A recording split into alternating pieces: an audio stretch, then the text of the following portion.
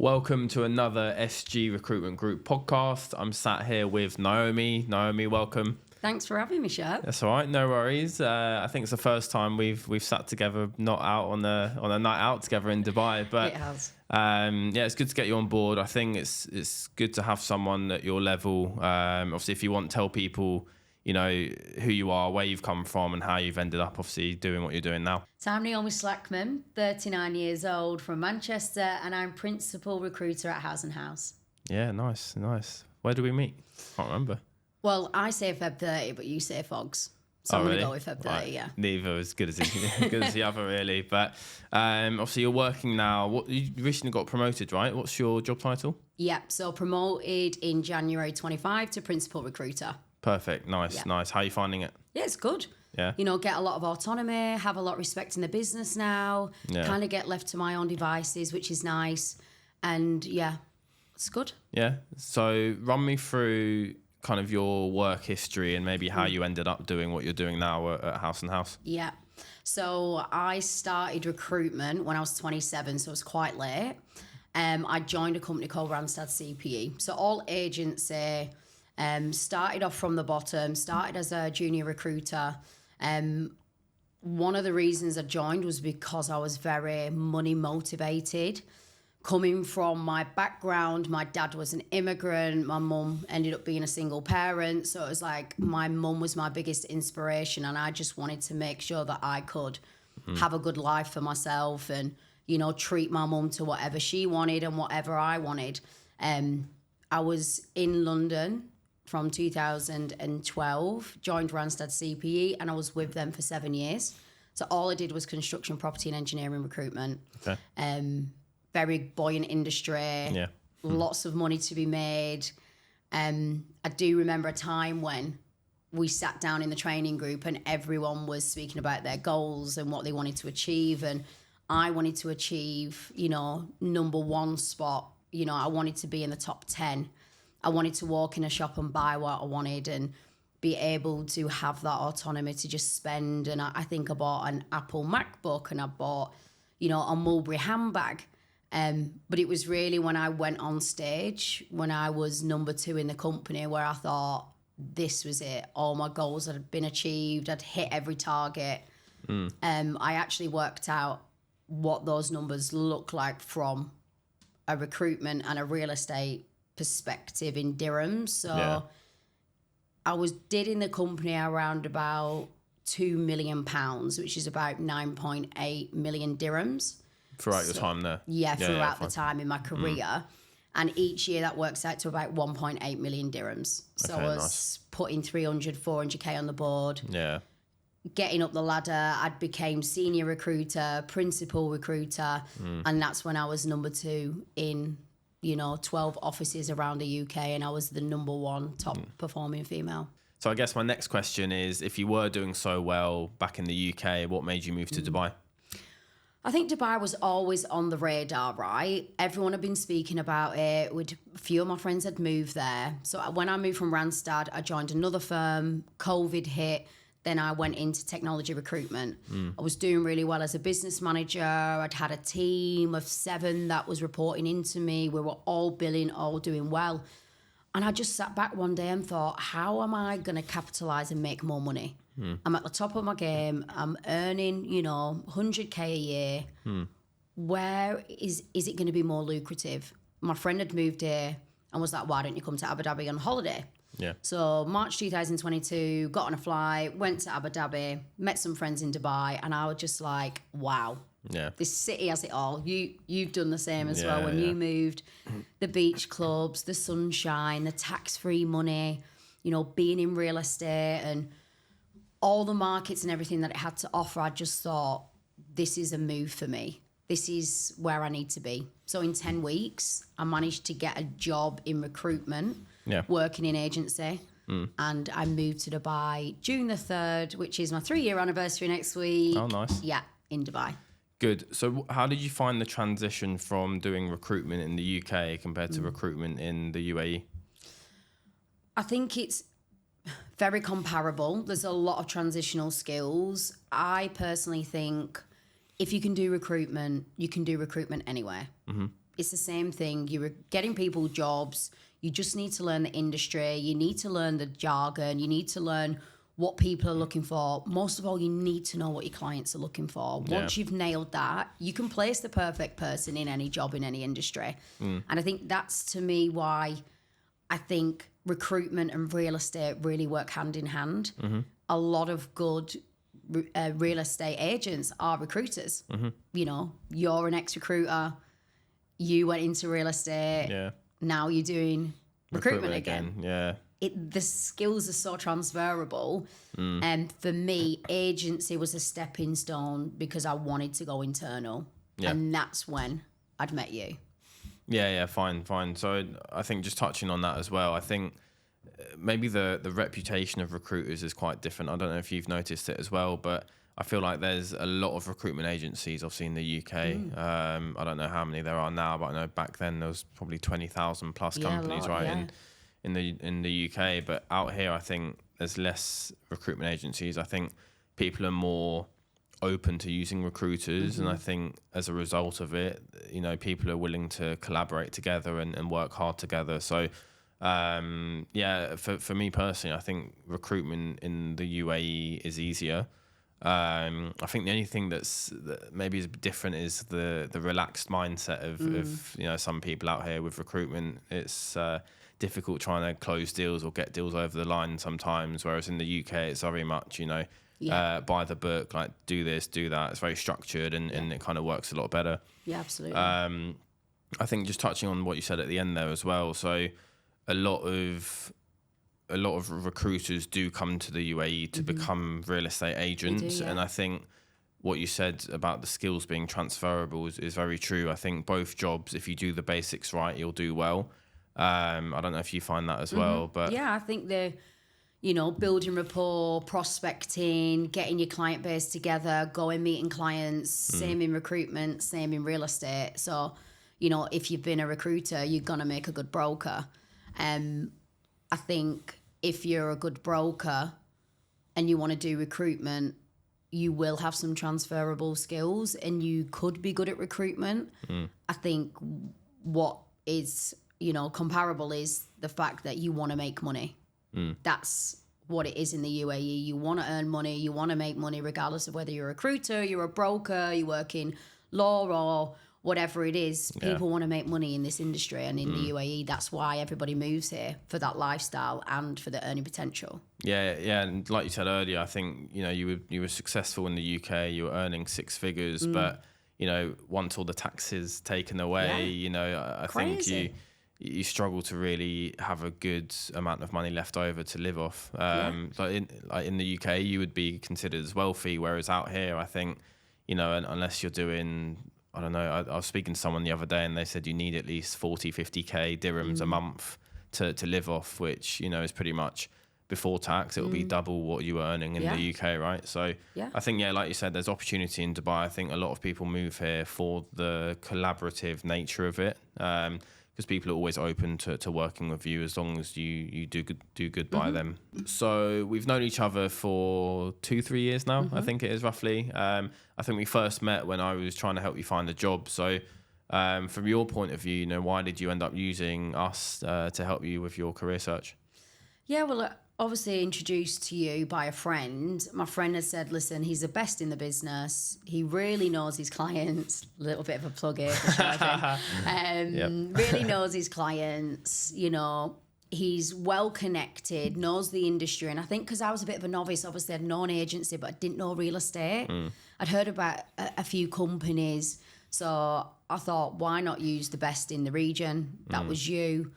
You know, you really got to know me as a candidate. Again, referring back to what we said, that's super important. You knew your client. You matched me with Frank Vito, who was then the owner of Starling.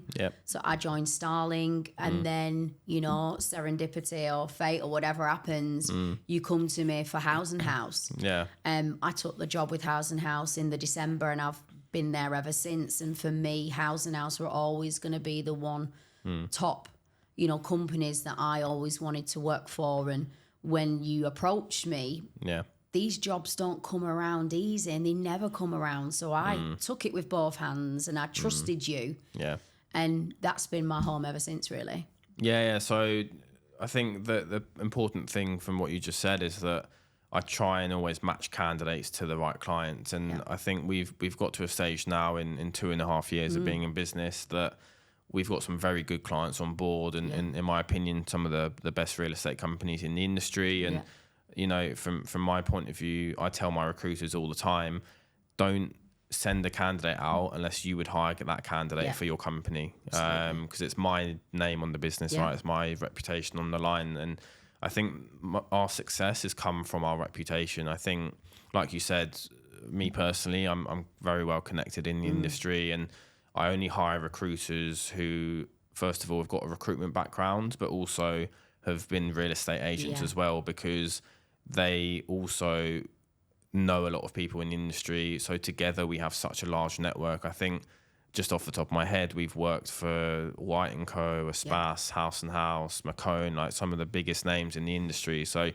it really helps knowing that many people, because it helps with obviously running the company and placing candidates as well. With regards to you joining House & House, I remember obviously you'd been at Starling for just under a year, I think, but I remember speaking to James Perry, the owner at House & House, and he said to me, you know, we're looking for a recruiter. Do you have anyone in mind? And I remember saying to him, you know, do you want someone that's going to come in and transform your recruitment strategy for House & House? Or do you want someone that, you know, can come in and just continue to deal with the leads that you have? And he said, look, just find me the best of the best. So I think you were literally the first person I called, and I was like, look, Naomi, this opportunity's come up. It's one of those where no one in their right mind would say no to it. There was no way I was saying no. Yeah, exactly. Yeah. So I said to James, look, I know she's only got, I think, 9 months experience in real estate recruitment, but just trust me on this one, meet her, and I know you guys will love her. And then obviously in the end they met you and ended up taking you on board. And I think you've been there over a year and a half now, right? 15 months, joined as senior. I think for House & House, and for me, it was a revolutionising point, you know. We've touched previously in this conversation about recruitment not really seen as a big thing. I personally think it's the backbone of any business. You know, if you've got the right recruitment strategy, you know what you're going to be hiring, and you're hiring the right people, then that's going to make your business grow, and it's going to go further and further. Yeah, agreed. For me, when I joined, we got LinkedIn Corporate. We got a new ATS, which we have. You know, all our data is now stored into this ATS, CVs. You know, me and my 2 recruiters previously, we worked super hard to get good quality candidates, experienced agents and inexperienced agents into the business. That revolutionized the way House & House was, what they now are. We've got some really experienced agents that have come from other companies that work with us. They promoted me on the back of the numbers of what we did last year. So I alone did 121 hires into the business. That's including all departmental, so HR, ops director, sales director, you know, associate directors, all the way down to customer service, breathe, property management. So all the pillars of recruitment is me and the team that I've managed to fill. And now we're at around about 520 people. He wanted an aggressive recruiter. He got one. Exactly. You know, the team that we've built today. Yeah, still waiting for my bonus, James, for that one. But no, that's fair enough. I mean, obviously the market's been insane. Real estate has been booming and doing really well. And a lot of people, I think, are maybe sick and tired of being in their home countries and being capped at how much they can earn, for example. So the market has been doing very well in terms of recruiting real estate agents, especially from international to move to Dubai. Moving forward, how do you think the next 12 to 24 months will be for the industry? Yeah, good question. I think it's always going to be a thing now, Dubai. I've heard it more and more. People are moving from the UK. I obviously speak to candidates from around the globe. We've seen a lot more UK candidates come in. People from Germany, Australia, Canada, you know, they don't like the way their countries are set up. Think they've outgrown it, a lot of them. They want to come into a place where They can earn more money. They've got the lifestyle. They know real estate's always going to be here. It's very buoyant. You know, we are going to continue to recruit from all these places everywhere because they want us and we want them, essentially, because there's some really good candidates out there that are doing real estate in their own countries or may not be doing real estate. Well, they could be builders or hairdressers, you know, aesthetic nurses, whatever that looks like. They all want to move and they've got one thing in common, is to make money and better their lives. And that's so important drive to have.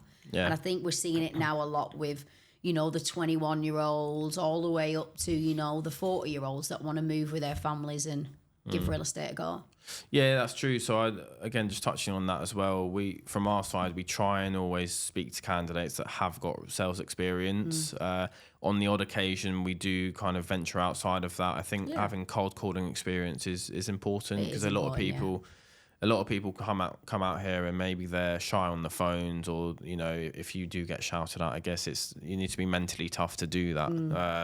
Not that it happens a lot, you know, out here, but just speaking on one of my success stories, I guess, one of the people I hired a couple of years ago was a barber. And I remember he didn't really have a CV, but, you know, he emailed, he messaged, and in the end I was like, look, I'll give him a chance. So I spoke to him on the phone. He came across really well presented, hardworking, well spoken, you know, and I just thought, look, let me just send it to my boss at the time, and I said, look, let's just take a chance on him, and he's got the right attitude to do well.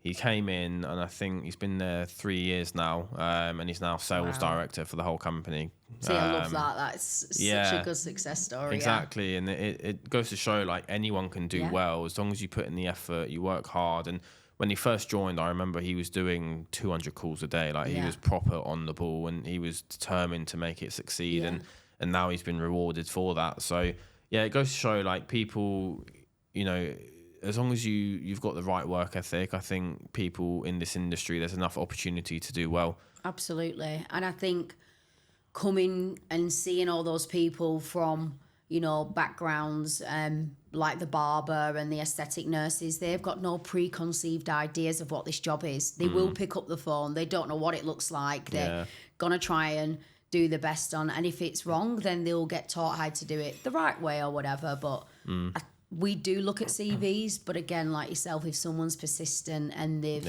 you know, shown up, or they send a really good email, then we're going to speak to them, and more often than not, we're going to hire them. Yeah, exactly.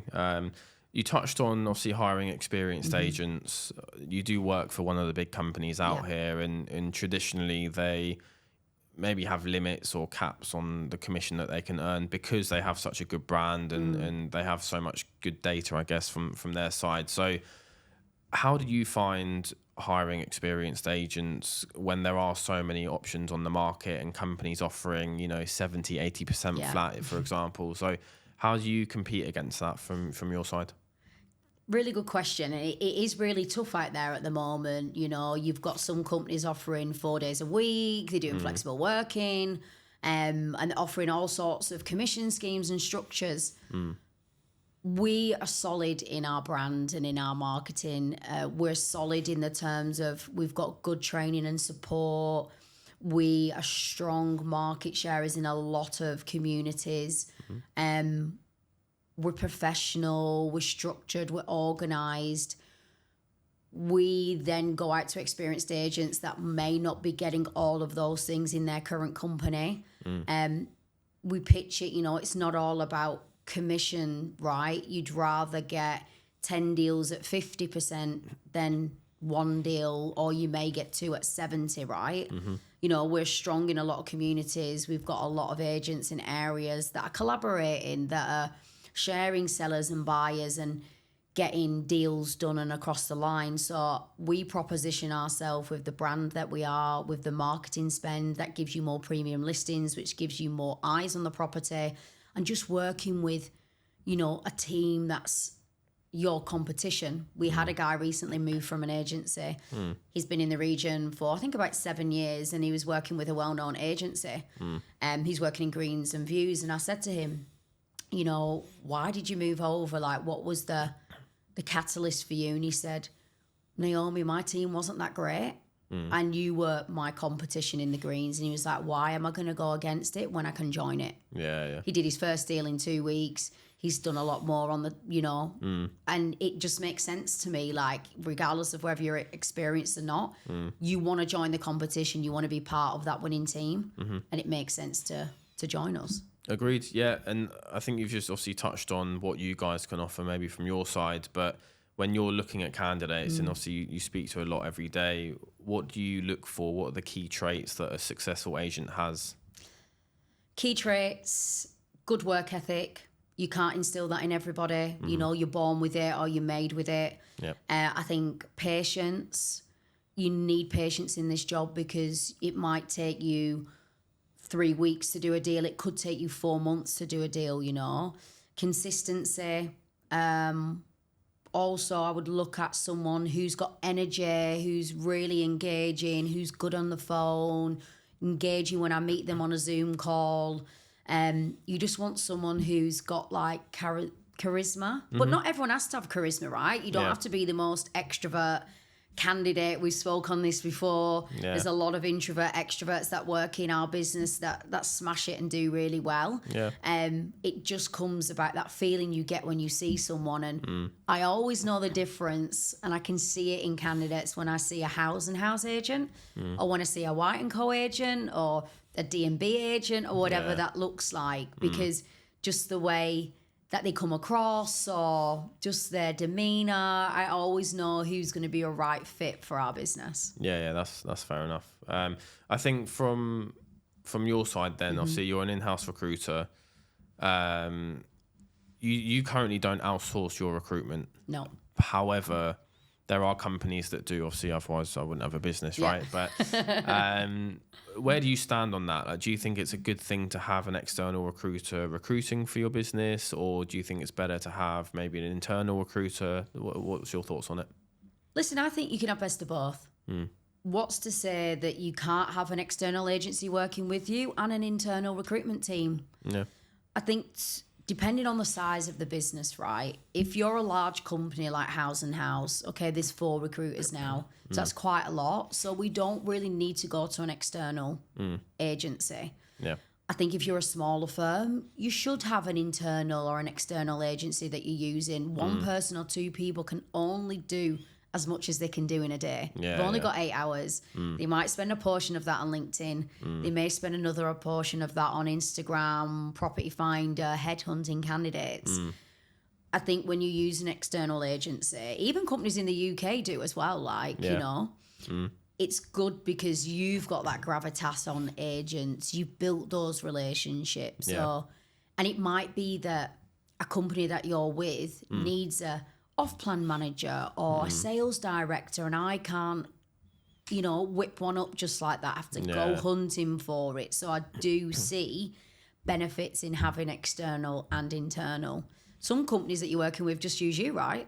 Yeah. So we've got different ends of the spectrum. So we work with one of your competitors actually. Who, they've got 4 recruiters and they still use us for their recruitment. Yeah.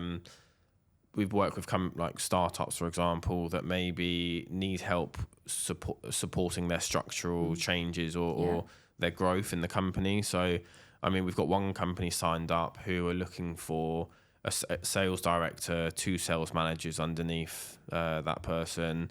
They're looking for, I think it was an ops manager and a recruitment manager, right? That's a lot of headhunting for a recruiter, right? Yeah. So it's tough. It's tough for them to do themselves when they've got a business to run. Yeah.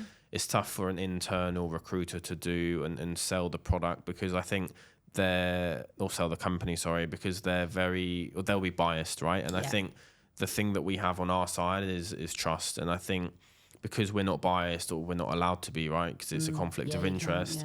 Candidates come to us because they trust that we will send them to the right companies or the right places and it will be a match for them. And for me personally, like I've placed some people recently where I've been speaking to them on and off for 3 years, for example, and I've never approached them about a role. So I know that as soon as I go to them and I'm like, look, this is like the new hot thing. You need to, listen to me, meet them. and tell me I'm wrong. And I think by that time I've built up enough trust and rapport with them for them to trust me. So yeah, absolutely. why would someone join House & House over another agency? Someone would join us because we've been in the region for 11 years. You know, our brand is well known throughout the region. Our training and support is second to none. You know, we have 3 in-house trainers, one's training leasing, one off-plan, one sales. Super important. You get in that one-on-one feeling when you're in the training groups. And it doesn't stop after that week of training. It carries on throughout their careers. So we sit down with them, we have reviews with them. And it's not only that, we have really good marketing. We touched on that before of the premium listings that the broker will get. We have bigger teams in our villa and apartment communities because we know that the agent's going to do more collaborative deals. The more people in that, you know, area means they're going to make more money. We're set up for success. We've had a lot of successful agents join us. A lot of people have come from, you know, yourself or another agency. And some brokers that have been in our business have gone on to own their own successful brokerages in the region. Yeah, that's fair enough. And I think, so touching on people that are maybe new to the industry and moving to Dubai, what bit of advice would you give to them in terms of what to do and what to look out for when they're moving over, whether it's to do with work or even just general lifestyle in Dubai? I think they need to do the research first. Go onto Google, top real estate companies. I hear a lot of candidates do that. You know, they need to have between £10,000 and £20,000 saved up. They need to have a driving license before they're thinking about moving to Dubai. The country, the region is very expensive. You are going to spend a lot of money, you know, setting yourself up with rent and a car and a phone. This is a commission-only job where make sure that you're set up in that way. We ask for proof of funds. We ask for all these things to prove to us that you're going to be okay when you're in the region and you join us, because we feel responsible for you, you know, throughout your career here. Also, I think it's important to use an agency like yourself as well as going direct to companies. You, again, work with various different agencies in the region, so I think it gives them a little bit more autonomy of who may be a good fit. We do get a lot of people come direct through our website or reach out to the team and myself on LinkedIn. So we do get a lot of candidate traffic that way, but I do think they should, you know, use yourself, come to us, go direct to the recruiter and make sure that they're just financially secure and have researched the areas that they potentially want to live and, you know, why they're moving, basically. Yeah, no, I completely agree with that. And I think, like, from our side, we actually have a relocations team that once the candidate has signed a contract through us, they go directly to our relocations experts and they'll help them with everything to do with relocating. So they'll help, you know, get confirmation of book flights for obviously the clients. We'll help them with where to live, for example. There's a lot of different areas in Dubai, as you know, but there's probably some areas that are a bit nicer than others, and we'll give them price ranges of those areas. We'll help them with attesting their visa, for example. So something that's important for those maybe listening that don't know is that you need to have an attested document in order to get a work visa out here, right? So we help set you up with the companies that can do that for you. We help with car rentals, and we even have like a budget sheet that we send to candidates so they know roughly what they'll be spending. Have you ripped us off? Because we've got the same. Have you? Yeah. Oh, no way. All right, yeah. So we do exactly the same with the brochure and the budget and everything. Fine. So exactly. It. Yeah, they 100% need it. It's a really good idea as well, and I think from our side, like the first year of business, you know, we were trying to get clients in as much as possible, but the last year and a half, I think all I've tried to do is just add value to everyone that's involved with our business, whether it's a client or candidate. And we just thought, you know, we say you need £10,000 or $15,000, but people don't actually know why they need it. And maybe they can they think they can get away with less, but we actually broke it down and we're like, well, this is what you'll need in month 1, month 2, month 3, and so on. So we just try and add as much value as we can, and try and make the relocation process as easy as possible as well. Yeah, our onboarding exactly the same. We send out a brochure, the timetable, where to rent a car, where to live, the SALIC charges we tell them about, the RERA, the university, a testing degree. Yep. We tell them the apps that they need to download before they get here, because that's super important. Yeah. A lot of people have never been to Dubai. They don't know what they're doing or where they're going. So the apps are super important. Yeah, good idea. And I think once they've get this sheet and they know what to expect, they feel comfortable. Yeah. And probably like yourself, Shervin, and your team, we're holding this person's hand all the way until their start date. Yeah, exactly. And even after that, I'm sure you check in with yours at the checkpoint 2 weeks, 4 weeks, 6 weeks, just to make sure everyone is getting on. Yeah, exactly. Yeah, and I think it goes back to us wanting to work with the best quality clients as well. And if a candidate's joined and we're finding numerous candidates are maybe unhappy after a couple of weeks, then we know right, there's obviously a bigger issue involved, and we stop working with that client. So yeah, I think from our side, we want to make sure we're working with the best real estate companies in the region. And to be honest, I think that we are at the moment, and long may it continue. Yeah.